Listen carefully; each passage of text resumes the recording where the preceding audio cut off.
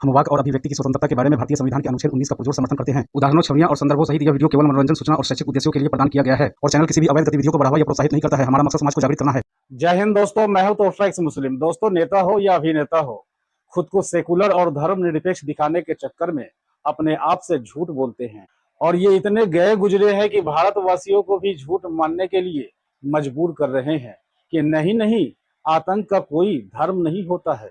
लेकिन हमारा साफ कहना है, यानी एक्स मुस्लिमों का कहना है कि आतंकवादियों का सचमुच कोई धर्म नहीं होता, बल्कि उसका एक मजहब होता है।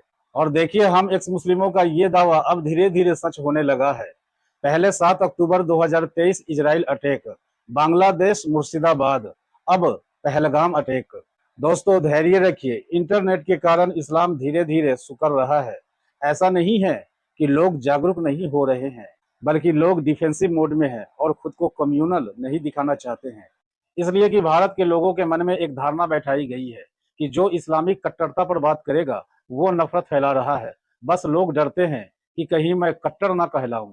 तो चलिए आज की इस डिबेट में इस्लाम पर सच वाला जी और एक्स मुस्लिम साहिल भाई को सुनते हैं।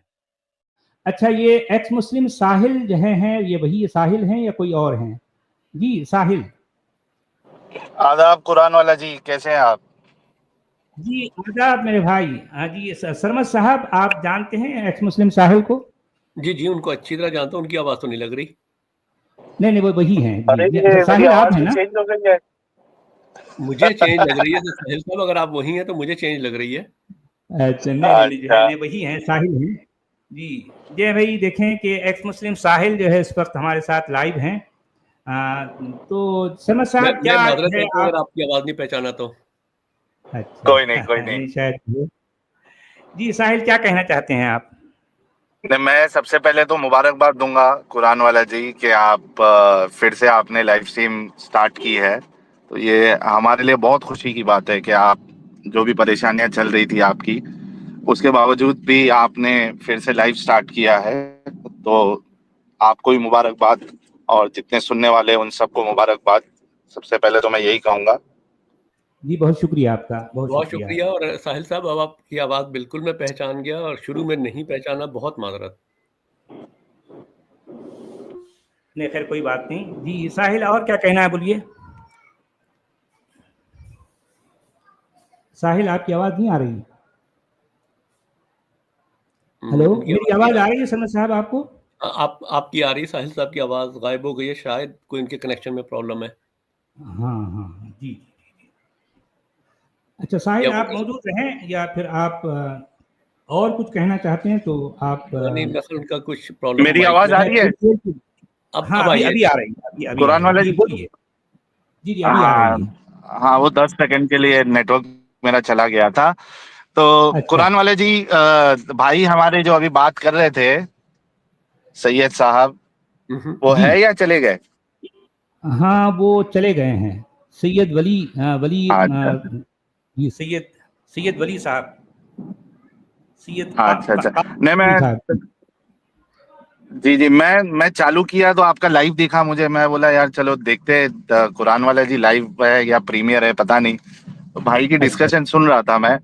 मेरे को बड़ा अजीब ये लगता है कुरान वाला जी कि दुनिया में जितने मुतरजिम हैं, और खास करके चूंकि भाई को खुद को अरबी नहीं आती और वो खुद डिपेंडेंट है, तो इतने सारे उलमा जिन्होंने ट्रांसलेशन की हुई है, ये कितनी बड़ी अजीब बात है कि जिसको अरबी तक नहीं आती है वो सारे उलमा जिन्होंने, जैसे कातिलू वर्ड का उन्होंने ट्रांसलेशन किया आर्गिव करना, कहाँ से लाए मुझे पता नहीं आर्गिव करना, लेकिन इतने सारे उलमा, आप कोई भी उर्दू, अरबी या फिर इंग्लिश ट्रांसलेशन भी आप ले लीजिए, जितने लोगों ने भी किया है 15-20 translation, and I am sure उसका जो बंगाली या दूसरा ट्रांसलेशन होगा, किसी ने भी आर्गिव इसका तर्जुमा नहीं किया है।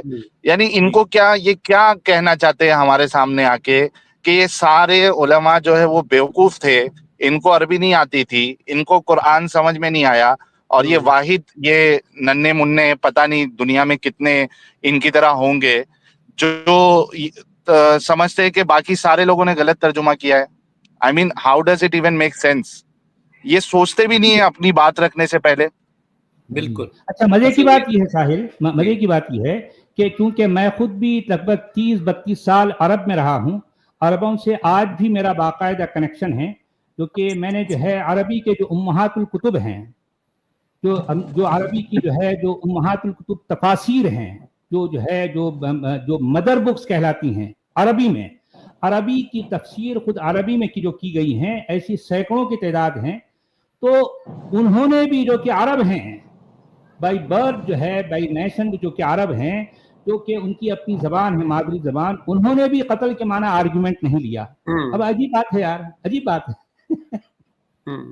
हाँ यार, ये सबको बेवकूफ समझते हैं या खुद बेवकूफ है, इनको इस पे गौर करना चाहिए। अब देखें बहरहाल जो है, अच्छा मुश्किल ये है कि ये इस तरह के लोग अच्छा, इससे एक बात अपना एक जो है कुकुन बना लेते हैं, कुकुन, आप जानते हैं ना, कुकुन बना लेके वो उसके अंदर ही जो है वो उसी तरह से हैं, यानी वो एक जो है छोटा सा कीड़ा होता है, वो अपने अतराफ अंदर रहता है, अपने ऊपर जो है एक छोटा सा गिलाफ चढ़ा लेता है, जी। अब वो गिलाफ चढ़ाकर उसके अंदर ही रहता है, समझता है कि यही मेरी दुनिया है। तो भी लोग जो है वो अपने तौर पर मफहूम निकाल लेते हैं और समझते हैं कि यही कुरान है। अरे भाई, आपको कुरान की जरूरत क्या है यार उटपटांग बातें कहने की? आप ठीक है, आपकी जो मर्जी सोच हो, लेकिन आप कुरान मैंने तो तबसरा ये किया था कि you are a good communicator then your god. हाँ, ये बात बहुत अच्छा कमेंट है आपका, बहुत अच्छा कमेंट है, जबरदस्त जी। अच्छा, इसमें एक बात तो समझ में आती है सरमत भाई और कुरान वाला जी, एक बात तो समझ में आती है, जैसे कि भाई ने कहा कि यार मैं तफसीरों को नहीं मानता, एंड आई एम श्योर कि वो हदीसों को भी नहीं मानते होंगे। तो ये तफसीरों से, हदीसों से ये सारे लोग बेजार आ गए। चलो, तफसीरों से, हदीसों से बेजार आए, यहाँ तक तो समझ में आता। लेकिन भाई, जब तुमको खुद को अरबी नहीं आती है तो कम से कम जो, अगर सिर्फ कुरान भी ले रहे हो तो जो एक्चुअल मीनिंग है वो लो ना यार। तुम अपने मर्जी से कुछ भी, वो क्या कहावत है, वो कुक्कू का मुर्तबा, क्या बोलते हो उसको, कहावत है ना, तो वो बना देते ये लोग, मतलब कुछ भी, कहाँ भी, चूचू का मुरब्बा, सही, तो कुछ भी बना देते यार, मतलब इनको। और क्या जरूरत है कुरान जो है वो बिना तफसीरों के, बिना हदीसों के, ये एक लूली लंगड़ी किताब है, बिल्कुल लूली लंगड़ी किताब है। इसमें आप कोई भी चीज का सेंस बनता ही नहीं है जब तक कि आप इन बाकी किताबों को ना ले ले। इसमें तो कोई भी सेंस नहीं बनेगा, आप कोई भी चीज को नहीं समझा पाओगे। साहिल साहब, एक पर्दे को ले लें, पर्दा कितनी आम चीज है, और औरत को क्या पर्दा करना चाहिए, उसके बारे में भी कोई दो मुसलमान 100% मुत्तफिक नहीं। कोई कहता है चेहरे का होना चाहिए, कोई कहता नहीं होना चाहिए, कोई कहता है इस तरह ढांपना चाहिए, कोई कहता है उस तरह ढांपना चाहिए। तो किसी बात पे तो ये मुत्तफिक नहीं है, किसी बात पे मुत्तफिक। मैं इसी वजह से कह रहा हूँ ना, चूंकि ये लूली लंगड़ी किताब है, ये इतनी एम्बिगुअस किताब है, इतनी कंफ्यूजिंग किताब है, इसका जो भी लिखने वाला था वो इतना अपनी बात रखने में इतना, यानी बेकार उसका कम्युनिकेशन स्किल था कि वो अपनी बात समझा ही नहीं पा रहा है। आप बोल रहे हो कि मुत्तफिक नहीं होते, एक एक मसले पे इन्होंने बड़ी बड़ी किताबें लिख दी है डिफरेंस के ऊपर, पर्दे के डिफरेंस के ऊपर आपको बड़ी बड़ी किताबें मिल जाएंगी, नमाज के ऊपर आपको बड़ी बड़ी किताबें मिल जाएंगी। तो भाई क्या है ये कैसा खुदा था जो कम्युनिकेशन सही नहीं कर पाया अपने बंदों के साथ, कि इतने सारे फिरके बन गए, इतने सारे डिफरेंस ऑफ ओपिनियन बन गए, और हर किसी का दावा है कि वो सही है और बाकी सारे जो है वो गुमराह है। वो बाकियों को कुरान समझ में नहीं आया, हमको सही समझ में आया। बिल्कुल सही कह रहे हैं आप। तो ये क्या मोमिन हजरात हमारे जो है वो बिल्कुल अपनी अकल जो है वो बेच खा लिए, या इतना जंग लग गया उनकी अकलों में कि ये छोटी छोटी सी चीजें जिससे गौर करके आदमी समझ सकता है कि यार ये कोई खुदा का की किताब नहीं हो सकती, खुदा का कलाम नहीं हो सकता है, छोटी छोटी चीजों से एकदम वाजे हो जाता है। लेकिन क्या ये एकदम ही अपनी अकल बेच खा लिए, इनको बिल्कुल नहीं समझ में आता? क्या ये बिल्कुल गौर नहीं करते? बस यही मसला है असल में, जो है देखें मुश्किल क्या है मुसलमानों की। देखें, मैं अक्सर कहता हूँ मुसलमानों की सबसे बड़ी मुश्किल, मुसलमानों का सबसे बड़ा मसला ये है कि उन्होंने एक दुनिया के सबसे बड़े झूठे शख्स को सच्चा मान दिया। अच्छा, अब मान लेने के बाद में इनकी प्रॉब्लम यह है कि अब चूंकि मान बैठे हैं, अब उसको किसी तरह से जो है उसको यानी मतलब उसको सच साबित करना है। तो अब ये देखें, झूठ को छुपाने के लिए आपको 1000 झूठ बोलने पड़ेंगे। बिल्कुल बिल्कुल बिल्कुल, बहुत अच्छा तजिया है कि वो जलेबी दर जलेबी हाँ। किसी तरह सच्चा साबित कर सकें। तो ये सिलसिला चल रहा है सदियों से। अरे भाई, आप ये खुलकर क्यों नहीं कहते यार, ये अजीब मामला है, ये जो है ये आज के दौर में न चलने वाला है ना इसको चलाया जा सकता है। लेकिन देखिए, आज भी जो है जान की बाजी लगा देंगे, खून की नदियां बहा देंगे, कत्ल गारत कर देंगे, लेकिन ये कहेंगे ये सच है। तो अब ये एक बहुत बड़ी मुश्किल है दुनिया के लिए, अहले जमीन के लिए। मगर क्या किया जाए, क्या किया जाए? सही बात है। लेकिन अब जिस तरीके से ये जो एक्स मुस्लिम एक्टिविज्म जिस तरीके से अभी खास करके इंडिया में आगे बढ़ते जा रहा है, खास करके हमारे जो सलीम वास्तिक भाई है और वो बाकी जो एक्स मुस्लिम है जो चेहरा दिखा के कर रहा है, ये हमारे लिए बहुत बड़ी जीत है कि कम से कम इनके जरिए से लोगों तक, घर घर तक जो है वो एक्स मुस्लिम एक्टिविज्म के बारे में पता चल रहा है। तो मोमिन हजरात के लिए और खास करके जो उलमा है, ये इनके लिए बहुत टफ टाइम आने वाला है अभी। ये अब तक तो बिल में बैठे हुए थे, अब लेकिन इनके लिए मुश्किलें बढ़ती जाएंगी अभी। बिल्कुल, यानी यूं समझिए कि हर दिन इंटरनेट की वजह से इस्लाम सुकड़ता जा रहा है, हर दिन। और बिल्कुल, ये बात तो है।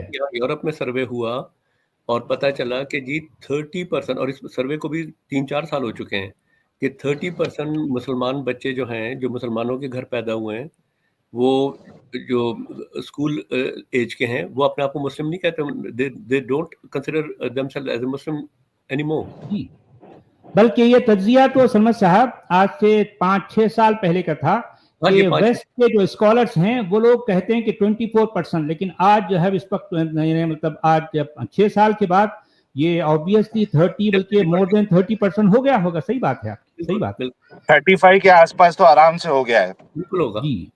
बल्कि एक अंदाजे के मुताबिक खुद भारत में 1 करोड़ से ज्यादा जो है इनकी तादाद है, होगी, 1 करोड़ से ज्यादा। असल में लोग बेचारे खौफ की वजह से नहीं बोल पाते। हाँ, खौफ की वजह से, सही है। होती हैं, फिर या और भी कुछ मजबूरियां होती हैं समाज की, उनके घर वालों की, जो है इस वजह से खुल के नहीं बोल सकते। लेकिन ये एक हकीकत है कि ये बहरहाल ये सामने आ रहे हैं और फिर जो है ये सिलसिला तेजी से आगे बढ़ रहा है। साहिल साहब, आपसे एक बात सवाल कर सकता हूँ? जी जी, प्लीज प्लीज। पिछले मैं आपकी स्ट्रीम पूरी तो नहीं देखता, लेकिन जो आप बाद में वीडियोस उसके क्लिप्स अपलोड करते हैं वो अक्सर देखता हूँ, मैं तकरीबन सारी देखता हूँ। तो पिछले दिनों फिर एक वो आया था कि जी वो जो थी प्रॉफिट की शादियों की वजह जो थी दीनी उसकी वजूहात थी, तो आपने वो वाली आयत नहीं पेश की कि जो जहाँ पे खुद खुदा गवाही दे रहा है कि ए मोहम्मद, इसके बाद तूने और शादियां नहीं करनी, ना इन बीवियों के एवज दूसरी बीवियां लानी हैं, चाहे उनका हुस्न तुझे कितना ही क्यों ना लुभाए। सरमत भाई, ये 3 जो आयतें हैं, अगर मैं गलत नहीं हूँ, 33 की, 50, 51 और 52 सूरह अहज़ाब की। बिल्कुल बिल्कुल। ये इसमें तो बाकायदा मैंने 2 एपिसोड 2 लाइव किए हुए हैं। नहीं साहिल साहब, सॉरी, मैं ये हरगिज ये नहीं कह रहा कि आपने नहीं कहा, उस पर्टिकुलर सवाल के जवाब में ना उस वक्त नहीं कहा। अच्छा। बिल्कुल आप उसमें रखें अपने बुक मार्क में कि जैसे ही कोई मोमिन ये कहे ना कि शादियों की वजह कुछ और थी, तो ठक से आपने डेफिनेटली पेश भी किया। मैं ये नहीं कह रहा कि आज तक नहीं पेश किया, पिछले दिनों एक वीडियो में नहीं किया था, सिर्फ वो मैं कह रहा हूँ। अच्छा, नहीं मेरे को वो याद नहीं है डिस्कशन, लेकिन मैं आपको एक और एक चीज इसमें ऐड कर देना चाहता हूँ ये वाले टॉपिक के ऊपर, कि वजह कुछ भी हो शादी करने की, मुझे एक बात बताओ, एक इंसान जो अपनी बीवियों को हैज के कपड़े ना दिला सके, हैज के कपड़े ना प्रोवाइड कर सके एक से ज्यादा, और वो बीवियां जो है वो हैज के वक्त अपने थूक से उस हैज को वो क्लीन कर रही है, क्लीन होगा क्या और गंदगी होगी वो खुद जो हमारे सुनने वाले और मोमिन हजरात है वो खुद फैसला ले ले। ऐसे इंसान को कोई भी हक बनता है कि वो शादी करे। 2 तो छोड़ दो, 1 से ज्यादा तो छोड़ दो, 1 शादी करना भी इसके हक में आता है कि एक अपनी बीवी को अंडरगारमेंट जो है वो 1 से ज्यादा जो ना दिला सके। बिल्कुल सही कह रहे हो, बिल्कुल सही कह रहे हैं। ये मोमिन हजरात खुद फैसला करे इन सवालों का। बिल्कुल। बुखारी की हदीस है साफ साफ, मेरे ख्याल से 302 है उसमें साफ साफ लिखा हुआ है, हजरत आयशा कहती है कि हमारे पास जो है वो हैज के वक्त एक ही कपड़ा हुआ करता था, और उसी को हम थूक लगा के जो है वो उसको साफ करती और वो रिटर्न पहनती। आप सोचो कि क्या है ये, मतलब ये और इनके उलेमा क्यों नहीं बताते इन चीजों को, और हमारे मोमिन हजरात जो है इन चीजों पे गौर क्यों नहीं करते। बिल्कुल बिल्कुल, बहुत सही बात। 312 है शायद, 312 हदीस नंबर है, लोग कमेंट कर रहे हैं। खैर अहमद भाई और कुरान वाला जी, मुझे इजाजत दीजिएगा, मैं गाड़ी चलाते चलाते बहुत ज्वाइन बहुत कर लिया शुक्रिया था। सर, है अच्छा लगा आप आ गए, हमको ज्वाइन किए, तो बहुत बहुत शुक्रिया जी। आप कभी जब भी मौका है कभी आ जाएं, या जो है मैं कभी आ जाऊंगा, कोई मुश्किल नहीं है। तो बहुत शुक्रिया जरूर साहिब, जरूर, बहुत शुक्रिया। Thank you so much, thank you so much. अपना ख्याल रखिएगा कुरान वाला जी, और इसी तरीके से ओके, आप जो जरूर। है इस्लाम की हकीकत और कुरान की हकीकत जो है वो लोगों को बताते रहिए। बहुत शुक्रिया सभी का, जी, बहुत दर्शकों का भी बहुत बहुत बहुत बेहतर, शुक्रिया। बहुत Thank you. शुक्रिया। दोस्तों आप लोग दुखी ना हो, इंटरनेट अपना काम धीरे धीरे कर रहा है। कब तक इनका झूठा नैरेटिव यूं ही चलता रहेगा, बदलाव होके रहेगा। इस बारे में आपकी क्या फीलिंग है, कमेंट में लिखिएगा जरूर। और एक्स मुस्लिम एक्टिविज्म के लिए हमारा समर्पण आकर्षक है, तो ज्वाइन बटन दबाकर हमारे चैनल का मेंबरशिप ले लीजिए, हमें और ज्यादा सपोर्ट मिलेगा। और चैनल को सब्सक्राइब किए बिना ना छोड़े, साथ में वीडियो को लाइक शेयर और कॉमेंट भी किया करें, ताकि आपके लिए अच्छी अच्छी डिबेट हमेशा लाता रहूं। तो फ्रेंड्स, आज की डिबेट को यहीं पर एंड करते हैं। फिर से हाजिर होऊंगा आपके बीच एक और नई डिबेट लेकर। अपना और अपनों का ढेर सारा ख्याल रखिए। इंसानियत जिंदाबाद, वंदे मातरम, भारत माता की जय।